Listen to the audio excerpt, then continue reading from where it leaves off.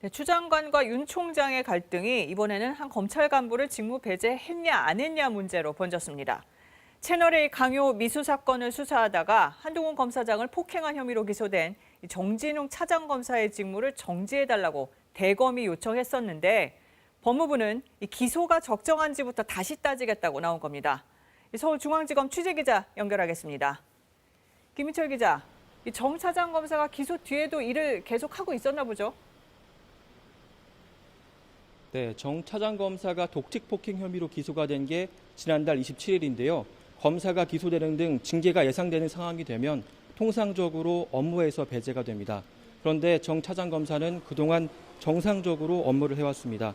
이 때문에 대검찰청이 지난 6일 검사징계법에 비춰볼 때 정 차장검사가 일을 계속하는 게 부적절하다며 직무집행 정지를 법무부에 요청했습니다. 그런데 오늘 추 장관이 거부 의사를 밝혔습니다. 기소 당시 주임 검사 의견이 무시됐다는 의혹이 언론에 보도됐고 대검의 직무배제 요청 과정에서 대검 감찰부장이 이의를 제기하고 결재에서 배제되는 등 절차상 문제가 있다는 겁니다. 따라서 추 장관은 기소 과정이 적정했는지 대검 감찰부가 확인한 뒤 직무배제 여부를 결정하겠다는 입장입니다. 네, 정 차장검사가 폭행했다는 한동훈 검사장에 대한 조치도 나왔다면서요? 네, 서울중앙지검이 한 검사장의 휴대폰을 압수한 게 지난 6월인데요. 아직도 비밀번호를 풀지 못하고 있습니다. 추 장관은 한 검사장이 비밀번호를 악의적으로 숨기고 있다며 이 같은 수사 방해를 제재하는 법률 제정을 검토하라고 법무부에 지시했습니다.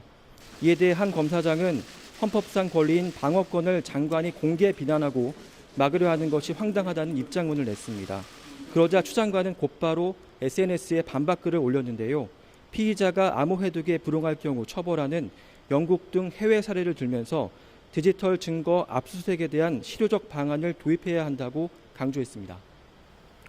네, 그리고 윤 총장 가족 의혹과 관련해서 지금 윤 총장의 장모가 소환돼서 조사받고 있죠?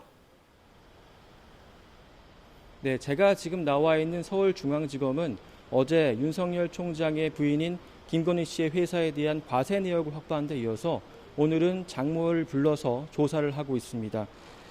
장모 최모 씨가 요양급여비 22억 원을 부당하게 타낸 요양병원 운영에 깊이 관여했다는 의혹과 관련해서입니다. 관련 고발이 있은 지 7달 만에 소환이 이루어졌는데 수사팀은 최 씨가 병원 운영에 실제 관여인지 등을 집중 추궁하고 있는 것으로 전해졌습니다. 검찰은 소환에 앞서 이 요양병원을 운영한 의료재단의 지자체 등록 자료와 이사의 회의록 등을 입수해서 최 씨의 혐의 내용을 파악한 것으로 확인됐습니다.